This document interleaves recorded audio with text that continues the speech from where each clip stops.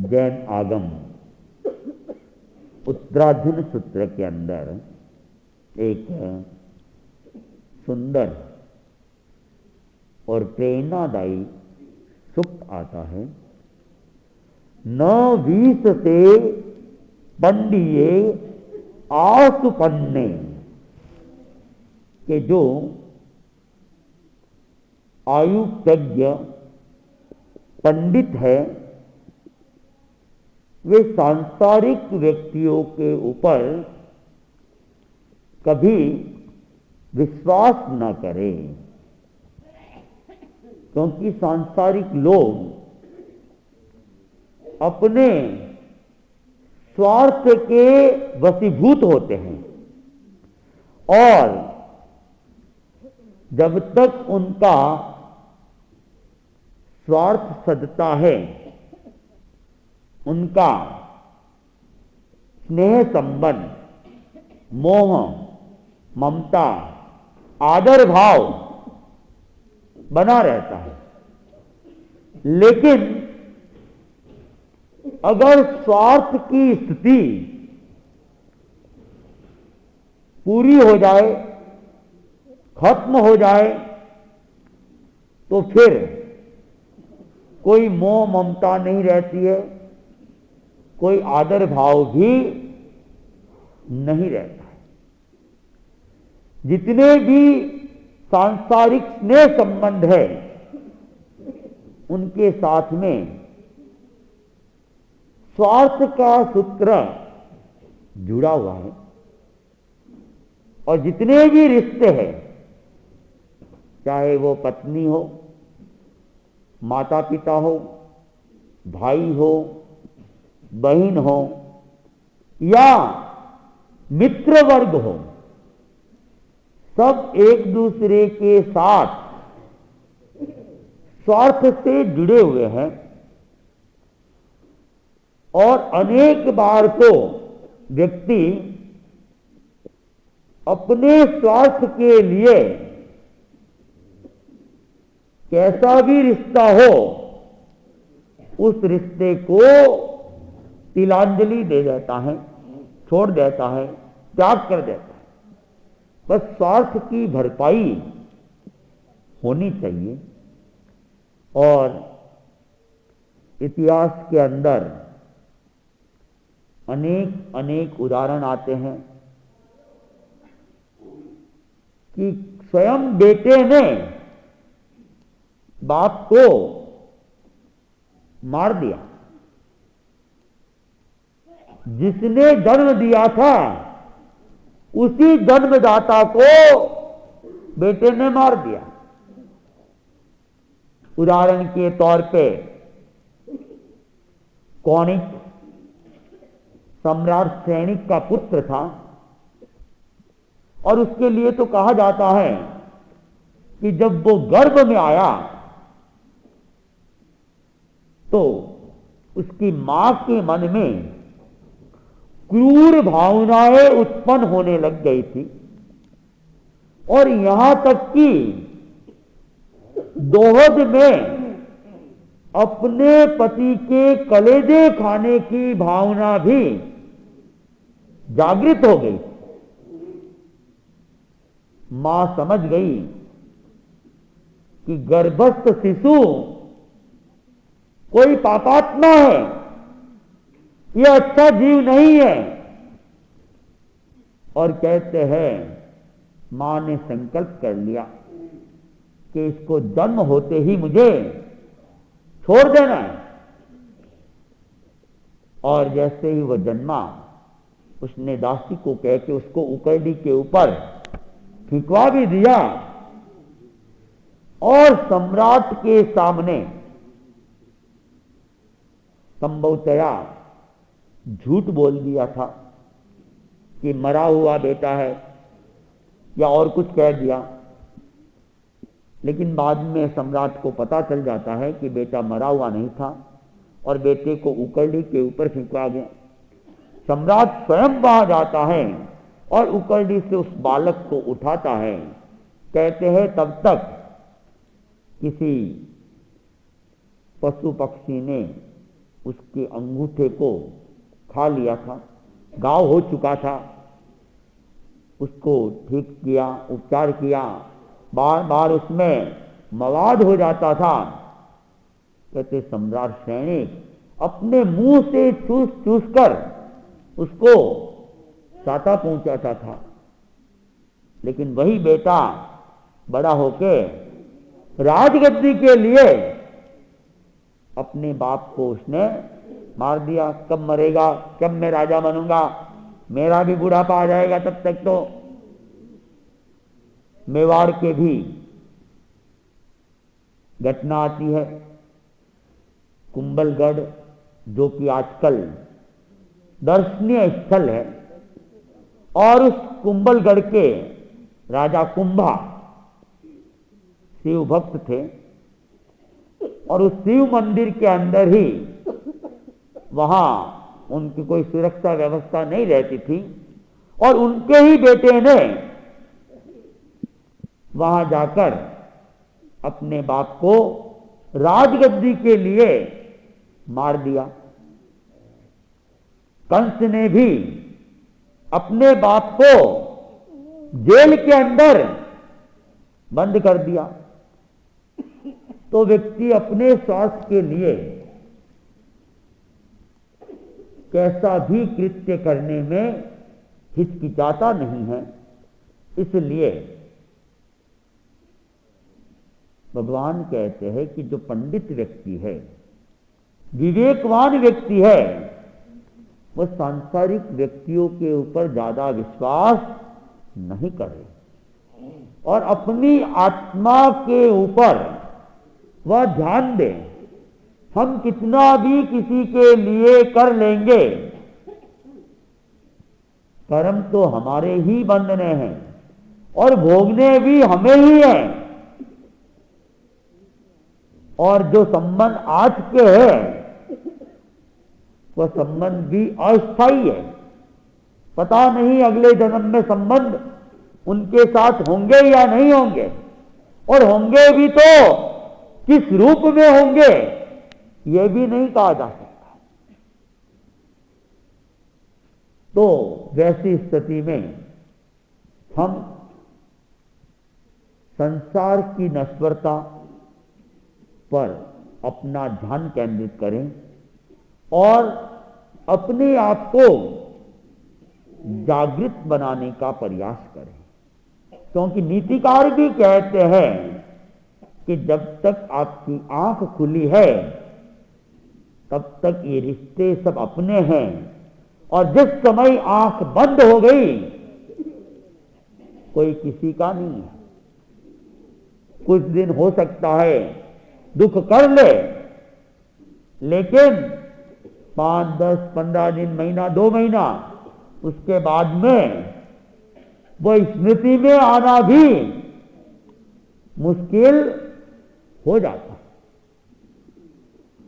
एक घटना आती है, घटना ज्यादा हमारे से दूर की भी नहीं है, पास में ही बड़ा शहर है जोधपुर, और जोधपुर के महाराजा थे जसवंत सिंह जी।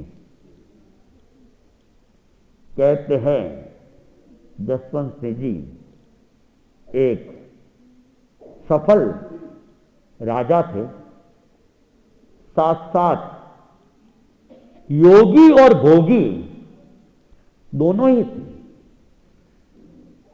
धर्म में भी उनका विश्वास था, योग साधना भी उन्होंने साधी थी, तो खाने पीने पहनने का भी उनको अतिरिक्त शौक था। नए नए वस्त्र बनाना, बनवाना और पहनना, नए नए भोजन के सामग्री बनवाना और खाना, ये उनका एक शौक का विषय था। एक बार उनके मन में आया कि मुझे एक ऐसी अद्भुत अद्वितीय ड्रेस बनवानी चाहिए जो मेरी मृत्यु के समय पहना ही जाए। जीते जी तो मैं बहुत शौक पूरे कर रहा हूं, लेकिन मरते मरते भी मैं मरने के बाद तो खा तो सकूंगा नहीं, लेकिन पहन तो सकता हूं। तो मुझे एक विशिष्ट ड्रेस बनवानी चाहिए। और उन्होंने अपने जो कारीगर थे उन कारीगरों को बुला लिया, क्योंकि विशिष्ट व्यक्तियों के कारीगर भी विशिष्ट होते हैं। तो कारीगर आए और कारीगरों को कहा एक ड्रेस बनानी है और उसमें हीरे पन्ने माणक मोती जो भी जड़ना चाहो जड़, जो भी लगाना चाहो लगा लो, मूल्य की कोई चिंता नहीं है। और ड्रेस ऐसी होनी चाहिए जो अपने आप में अद्वितीय हो, अद्भुत हो। कारीगरों को पूरी खुली छूट थी। उन्होंने भी तन और मन से ड्रेस बनाने में लग गए। धन की कोई चिंता नहीं थी। राजकोष उन कारीगरों के लिए खोल दिया गया था। और कहते हैं एक लंबे समय लगाकर कारीगरों ने एक अद्भुत ड्रेस का निर्माण आखिर कर ही लिया। और राजा के पास आए कि महाराज, हमने आपके कहे अनुसार ड्रेस तो बनाई है और हमारी दृष्टि में वो काफी श्रेष्ठ बनी है, अद्भुत बनी है, अद्वितीय बनी है। आप चाहे तो उसे प्रस्तुत करें। तब राजा ने कहा इसको कल राज दरबार में ही प्रस्तुत करना, हम भी देख लेंगे, दरबारी भी देख लेंगे, और किसी को कोई कमी लगेगी तो सुझाव भी आ जाएगा। कारीगरों ने कहा ठीक है।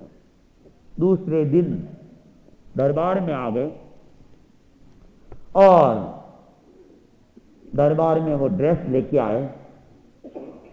महाराजा जसवंत सिंह जी ने उन्हें ड्रेस प्रस्तुत करने की आज्ञा प्रदान की और उन लोगों ने सजी हुई ड्रेस थी, राजा के लिए लाई हुई थी, तो व्यवस्थित ही लाना था।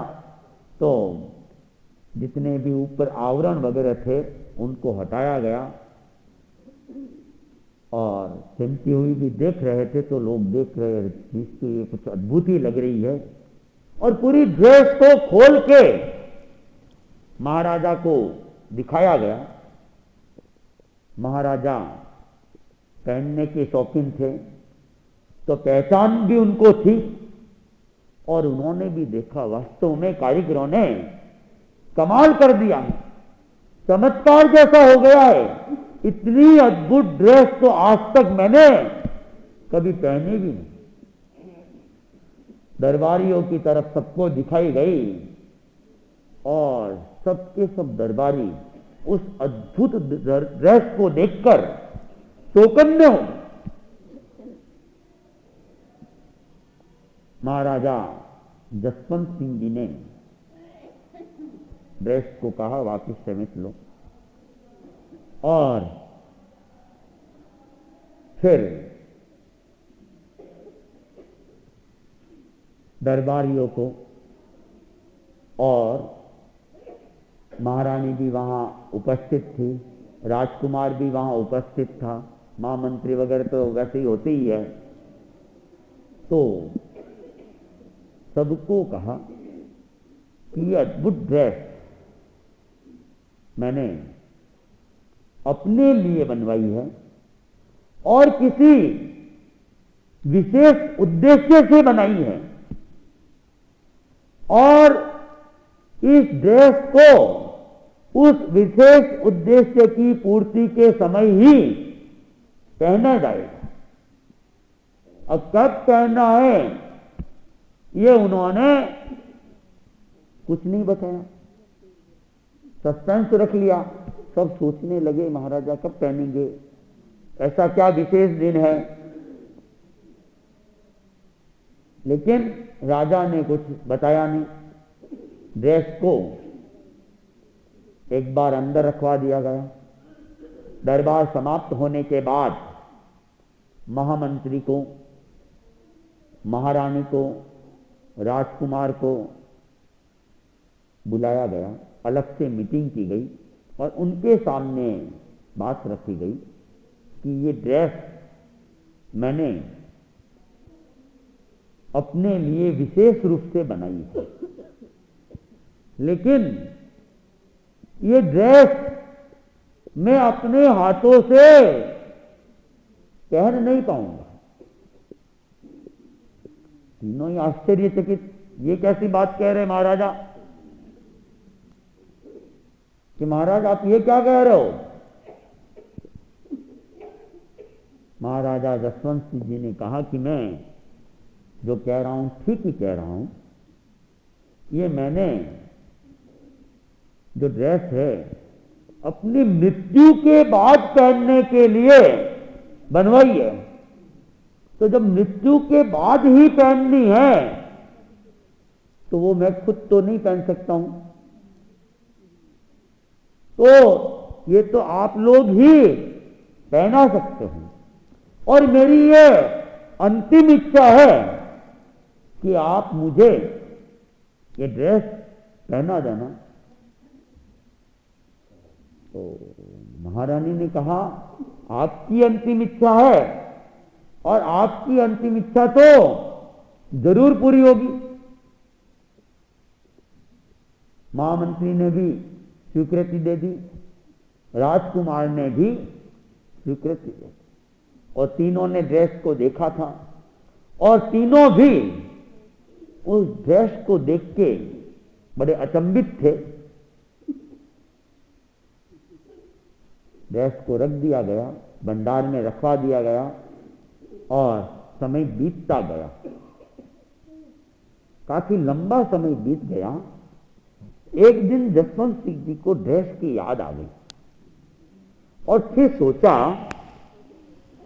कि इन लोगों ने मुझे अनुमति तो दी है कि मृत्यु के बाद में आपको ये ड्रेस पहना देंगे, लेकिन दुनिया बड़ी स्वार्थी है।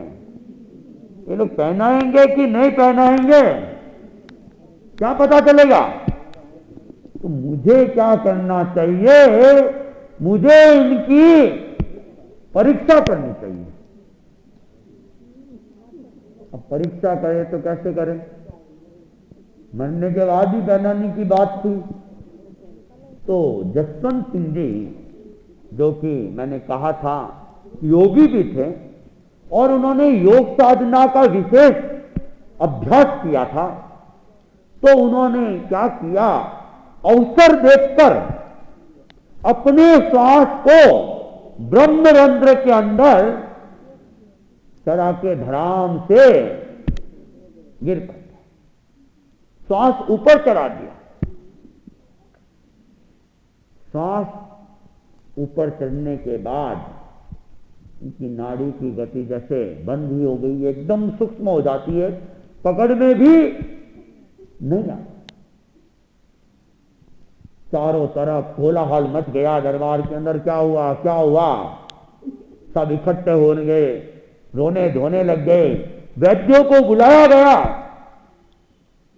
नाड़ी देखी गई और वैद्यों ने घोषणा कर दी महाराजा नहीं रहे। अब चारों तरफ ढिंडोरा भी पिटवा दिया गया, अंतिम संस्कार की सब तैयारियां भी होने लगी। तो जैसा कि सांसारिक रीति रिवाज है, बॉडी को पहले क्या करते हैं, स्नान वगैरह करवाते हैं अभी आजकल। हाँ, पहले तो करवाते थे। हाँ, करवाते हैं।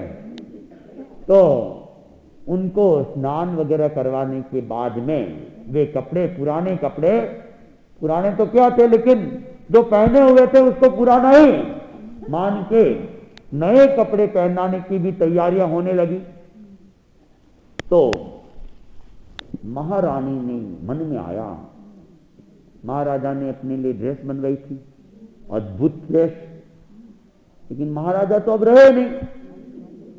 इच्छा तो जीते जी की होती है, और अब उस ड्रेस को पहना देंगे, इतनी कीमती ड्रेस, और वो पहना देंगे और मिनटों में, घंटों में राख हो जाएगी। महाराजा को दूसरी कोई ड्रेस पहना दी जाए अच्छी से अच्छी, और ये ड्रेस तो मेरा बेटा जब उसका राज तिलक हो उस समय पहने, तो ड्रेस का भी मूल्य बढ़ेगा और मेरे बेटे का भी मूल्य। अब पति तो रहा नहीं, अब बेटा ही सब कुछ हो गया। मां सोच रही है, लेकिन बोले तो कैसे बोले और लोग कुछ कह दे, ये भी डर, लोग क्या कहेंगे, ये समस्या रहती है।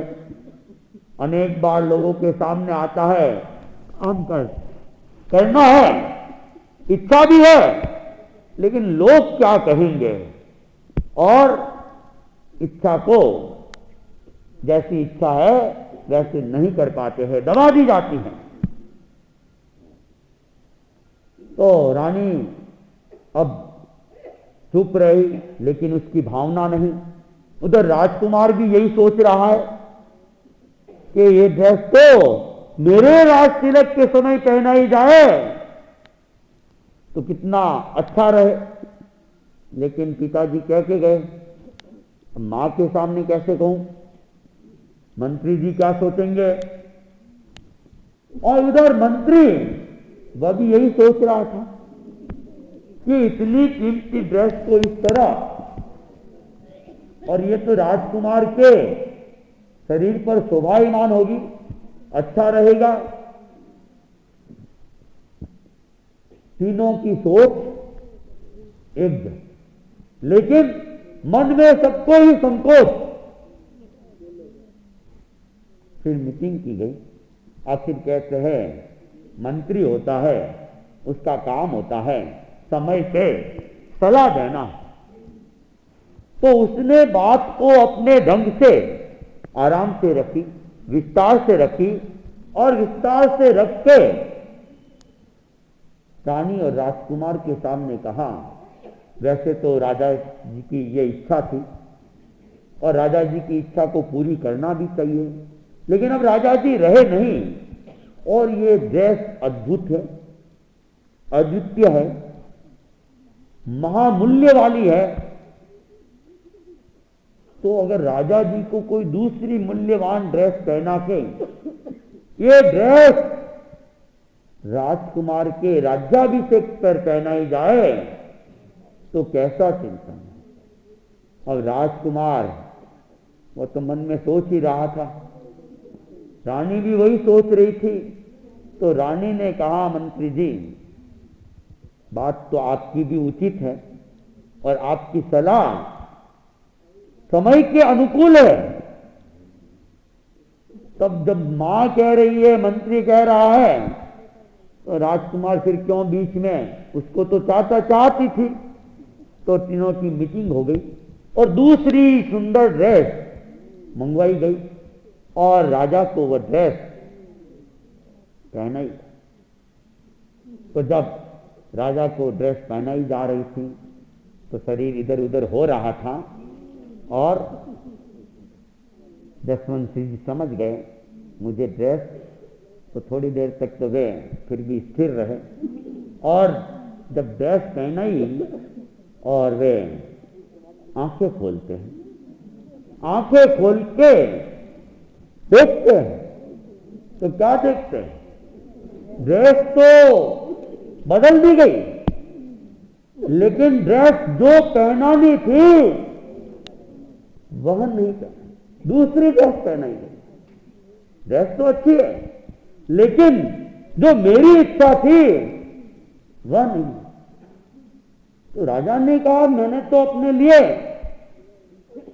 लेकिन अब सब शर्मिंदा थे, मंत्री भी शर्मिंदित, महारानी भी और राजकुमार भी। और महाराजा जसवंत सिंह जी कहते हैं, कवि भी थे, और तत्काल उन्होंने एक दोहा बोला, खाया सो तो खो दिया, दीदा चाले सत्य, जसवंत दर पौढ़ाविया, माल वीराने हाथ। ये जो खाया वो तो चला गया, जो मैंने दान दे दिया वो परोपकार में लग गया, और जब आंख बंद हो गई तो जितना भी धन माल था वो दूसरों के हाथ लग गया। अब मेरा कुछ भी नहीं है। तो ये स्वार्थी जग होता है। कोई भी हो, कितने भी बड़े से बड़े घर का व्यक्ति हो, लेकिन आंख बंद होने के बाद उसका कुछ भी नहीं है। इसीलिए भगवान फरमाते हैं कि विज्ञ व्यक्ति इन सांसारिक प्राणियों के ऊपर विश्वास नहीं करे और अपनी आत्मा को दुर्गति की तरफ नहीं ले जाए। ओम अर्हम। कुछ 2-3 मिनट ये चला लेता हूं।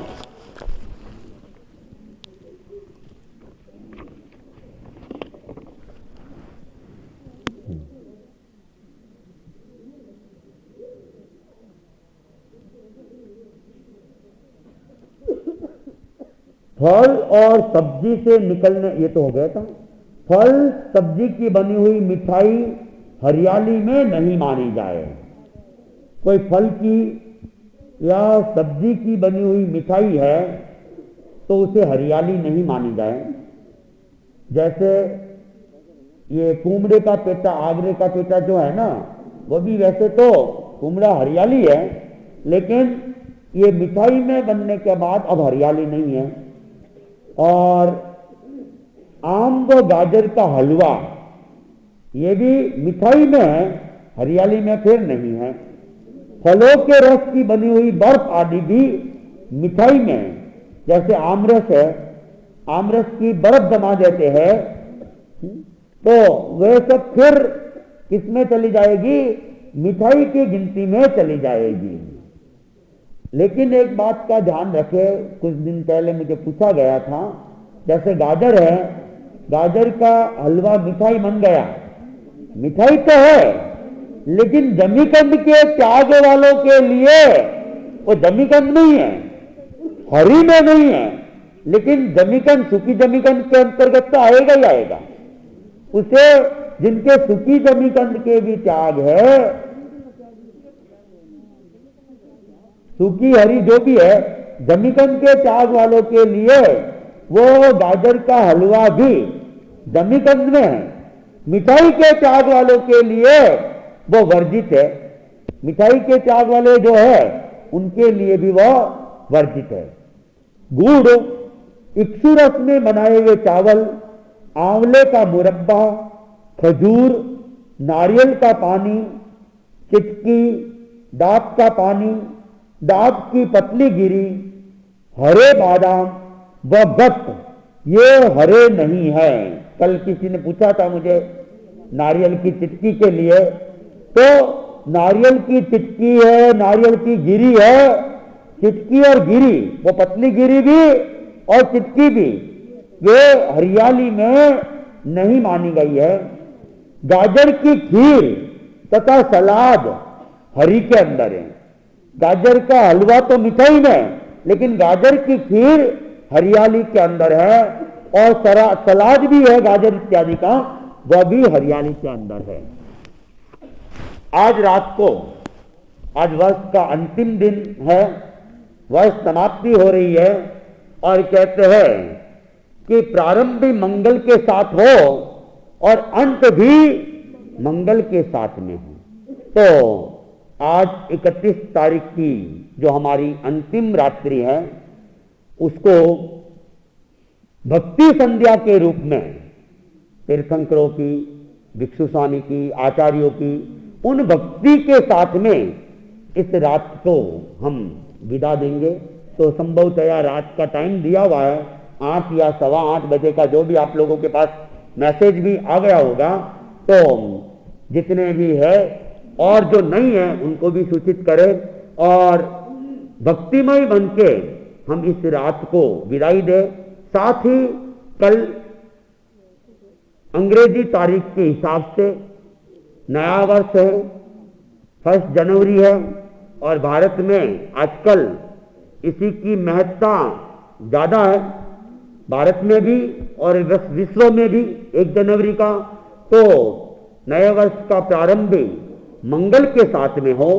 तो कल यहाँ पर व्याख्यान का जो समय है 9:30 से लगभग 10:30 के बीच में महामांगलिक और वृहद मंगल पाठ, दोनों वृहद मंगल पाठ भी होगा और वृहद मंगल पाठ से पहले महामांगलिक का कार्यक्रम होगा। तो अधिकतम लोग उसमें भी भाग लेके अपने वर्ष का शुभारंभ करें नए संकल्पों के साथ। आज का 1 दिवसीय त्याग डोसा खाने का त्याग है। उपवास के प्रत्याख्यान वाले देवगुरु धर्म की साक्षी सु कल सवेरे सूर्योदय तक 3 आहार के त्याग है, रात को 4 आहार के त्याग है। तब